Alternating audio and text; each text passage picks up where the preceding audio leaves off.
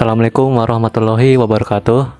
Perkenalkan, nama saya Hamamir K. Darmawan dengan NIM 22552011110035. Dan kali ini saya akan membahas mengenai keseluruhan materi dari mata kuliah Pendidikan Kewarganegaraan. Baik, pada pertemuan pertama kali ini itu membahas mengenai pengenalan, yang dimana di dalamnya itu terdapat kontrak perkuliahan, di mana kontrak perkuliahan ini membahas mengenai aturan pada sesi belajar mengajar pada mata kuliah Pendidikan Kewarganegaraan yang sedang berlangsung.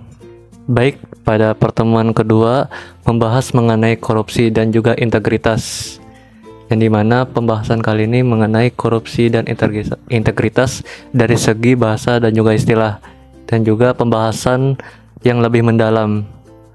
Nah, di dalamnya juga ada pembahasan mengenai nilai-nilai integritas yang meliputi sifat jujur, peduli, mandiri, disiplin, bertanggung jawab, kerja keras, berani, dan juga adil, yang dimana sifat-sifat tersebut menjadi landasan untuk menghindari perilaku korupsi.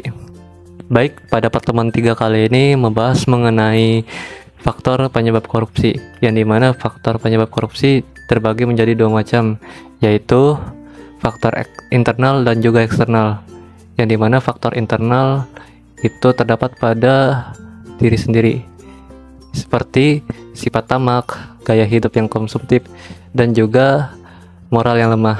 Serta faktor eksternal itu terjadi dari lingkungan luar, yang melibatkan aspek-aspek seperti aspek sosial, hukum, politik, ekonomi, dan juga organisasi.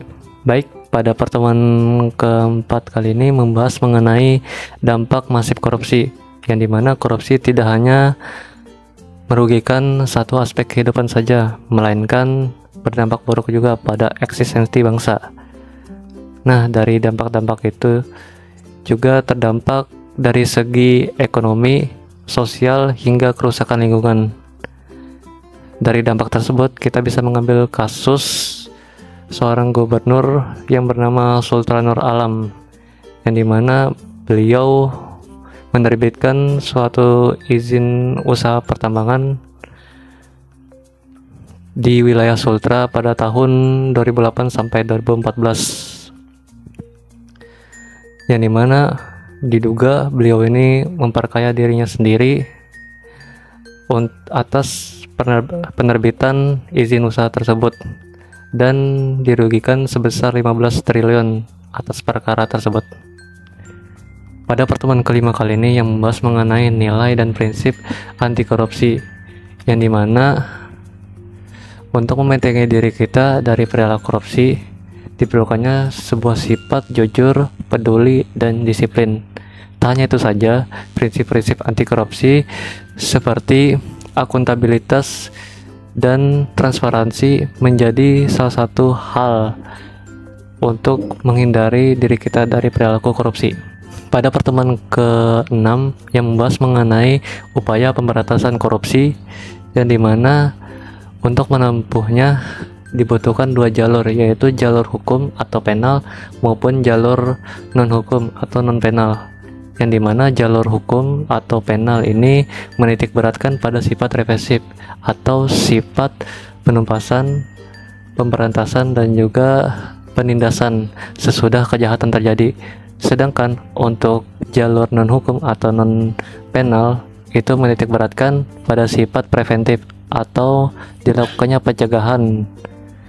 Pada pertemuan ke-7 mengenai kerjasama dan instrumen internasional pemberantasan korupsi, di mana membahas mengenai gerakan internasional pencegahan korupsi dan peran Indonesia di dalamnya melalui instrumen seperti UNCAC atau kepanjangannya yaitu United Nations Convention Against Corruption. Kita bisa melihat nih bagaimana kerjasama internasional dapat berperan penting untuk pencegahan dan pemberantasan korupsi di dunia internasional.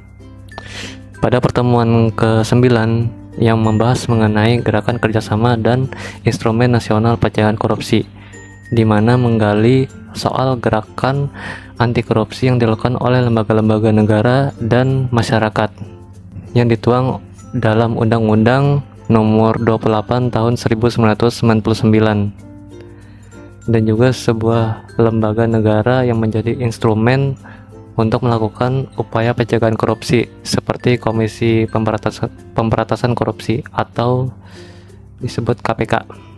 Pada pertemuan ke-10 mengenai tindak pidana korupsi dalam perundang-undangan, di mana dibahas dalam Undang-Undang Nomor 30 Tahun 1999 hingga Undang-Undang Nomor 20 Tahun 2001 yang membedakan 30 perbuatan sebagai delik korupsi, yang dimana salah satunya yaitu perbuatan memperkaya diri sendiri dan juga perbuatan gratifikasi, yang dimana perbuatan tersebut adalah tindakan memberi kepada seseorang yang memiliki jabatan dengan tujuan untuk menguntungkan diri sendiri atau juga orang lain.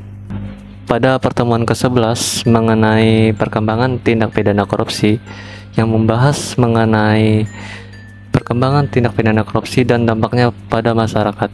Contohnya seperti kasus EKTP, di mana ditiadakannya formulir EKTP sehingga masyarakat di tahun 2016 tidak dapat melakukan pembaruan KTP.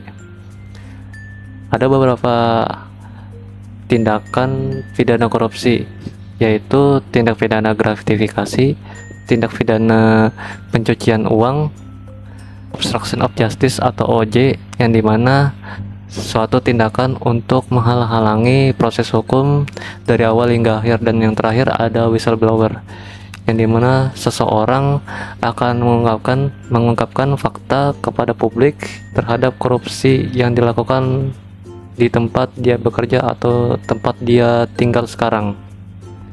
Pada pertemuan ke-12 mengenai korupsi dan pelayanan publik, di mana pelayanan publik merupakan sebuah kepercayaan publik yang mampu melayani dengan kejujuran dan juga dapat dipertanggungjawabkan kepada publik.